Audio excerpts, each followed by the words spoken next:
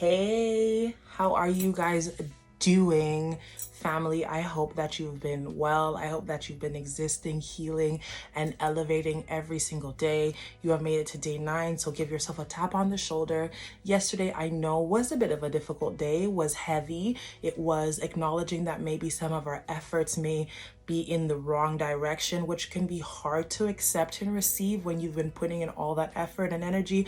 And I promise you, if it wasn't God's will for your life, you probably was putting in a lot of extra energy and effort because what God does not call you to, he does not sustain. And so we have to take all that extra energy and effort to build this thing from scratch or to make it work. And that is exhausting. I hope that you've allowed yourself to receive the freedom of obedience and letting some of those things go, because I'm telling you right now, the self-gratification of like wicked ambition or fleshy ambition and not godly ambition is not worth it in the end at all. At all. God has so much more for you.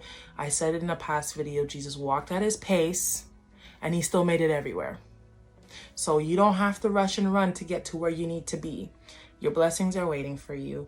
And in a walking in obedience, you will be able to receive all that he has, I promise. Today, we're going to be touching on subject of self-love. So let's take a deep breath. On the count of 3, we're going to inhale, hold for 4 seconds, and exhale. And we're going to get into today's quote.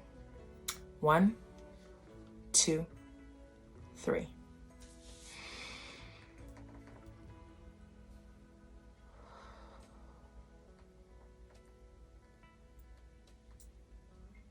Every time.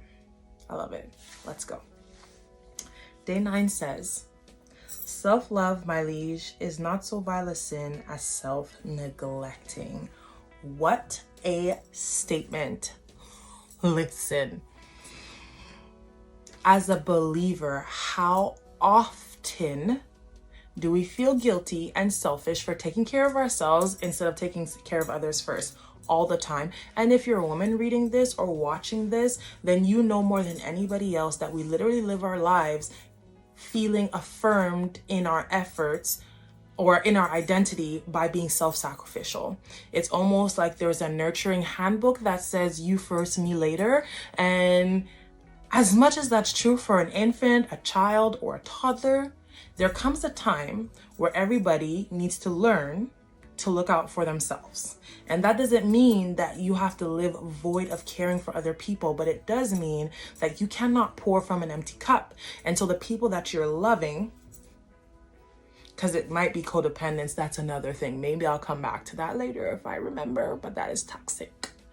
But, right, if we really love someone, we're not going to allow ourselves to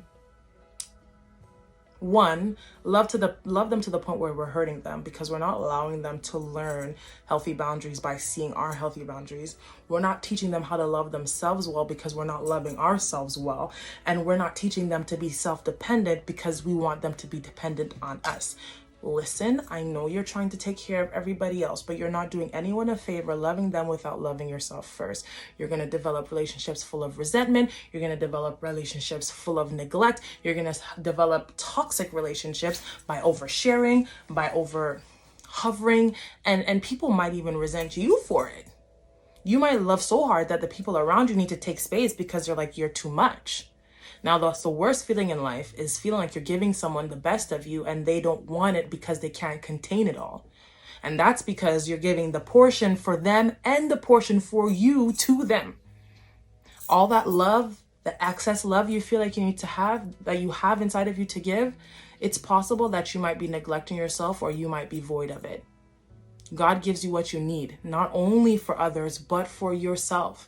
And if you're not taking that time to care for yourself, and if you're not taking that time to love yourself, you're not doing only yourself an injustice, but you're doing others an injustice as well. What am I saying? Stop thinking self-love and self-care is a sin. If we do not create healthy boundaries and healthy relationships with ourselves, we will never have and be able to optimize from the relationships we have with others. It is hard to swallow, but it is a reality. I'm so sorry. You do not get extra righteousness points by destroying yourself to care for others. Mic drop. Someone needed to hear that. You're welcome. Okay, God is not giving you extra. You're not getting extra mansion. You're not getting extra nothing. I promise. He's not impressed. He's not impressed.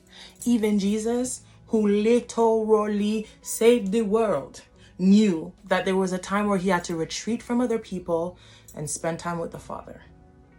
I need alone time. I need time to commune with God. And he didn't see that as selfish. I mean, listen, Jesus was Jesus. Like, how much, you know how many, like, people needed him. And even if they didn't know they needed him, they still needed him. He could have kept going. He could have burnt himself out, but he stopped and said, I am going to refill first. I'm going to refuel. I'll be back. I'll be back. There's a chapter where, after he feeds the 5,000 men, and like not including children and mothers or families, you know, after he does this great big miracle, he goes and he retreats. He sends the disciples ahead of him. And when the disciples go, you know, they end up in a storm. And so they're in this storm and they're freaking out because, you know, they're in this boat. Jesus is not here. Jesus is always the one that saves us. Jesus is not here. What's going on? And Jesus is able to save them. He comes walking on water. Listen, I don't know about you, but I know how this gravity is set up with this weight that I got. Ain't no way. No, it's not happening, right? And so he's walking on water. Now, you might say, oh, this is something Jesus could have done at the back of his hand. I firmly believe that Jesus was able to fulfill this miracle, this supernatural act, because he spent adequate time in the presence of the Lord. And so while you're trying to be a superhero, while you're trying to save everybody, you're actually limiting your potential because you're not taking the time you need to fuel up. You can be so much more of an answer. You can be so much more of a response. You can be so much more, not necessarily of a hero, but a tool in the hands of the Lord to save the people who really need you, to save the people that God has called you to, if you would just rest. Did you hear that? If there was a mirror back there, I'd be talking to myself. I need that mirror. Someone come for me. Come for me in the comments. That was for me. It's facts. It's not a sin. And it's not as much a sin as the quote says, self-neglecting. Now, this is not scripture. It's a Shakespeare quote, but it's absolutely factual. Self-neglect is a sin. You are made in God's image, and you are treating something that has God's image on it as if it's not worthy. You're treating something that has God's image on it with no honor. That is yourself. We won't even put our Bible on the floor, but you won't get 8 hours of sleep. My God. Maybe you don't need 8 hours, so would you get 5? Are you even getting 6? Like, what are you doing? Self-neglect, not a badge of honor.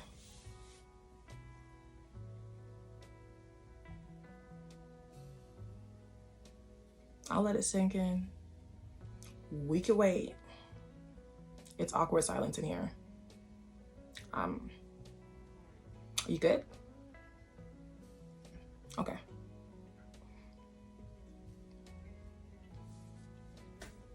If you didn't know, now you know. You are a daughter or son of the King of Kings. Treat yourself as such. Walk with your head held high, not in pride of who you are, but because of who God is and the fact that God lives in you. Carry yourself well. Taking care of yourself is honoring the fact that God is in you. It's honoring the fact that you're a child of God. Taking care of yourself is saying, God, I believe what you said about me, that I am your child. Because you can't be out here looking like a ruffian and be telling people that you're God's child. Don't make sense. It doesn't make sense. I'm so sorry. Now, you know, when you going to step out and you looking good and you looking great, and one of your friends come to the showdown and they're looking crusty, you're like, that's not the vibe. Vibe check. Missed. That's not, we're all trying to associate. You don't look like you associate. So, unless I'm not even talking about like external. You know what I'm saying? How's your self-forgiveness going? What is your interior looking like? I'm talking about self-neglect. How have you been taking, and you're doing the right steps now, reading this book, taking the time to do this. This is definitely part of making yourself, of cleaning yourself up, of taking care of yourself, of self-care. This is beautiful. Continue on this path and know that you deserve this. You need this, because self-neglect is not pleasing and it's not an act of righteousness. I'm so sorry. I'm so sorry. It's not. Now, if you're doing missions and you're in a place and it's like, you're living off little and whatever, and God's called you to that season, that's different. But I'm talking about day to day. Are you stewarding yourself well?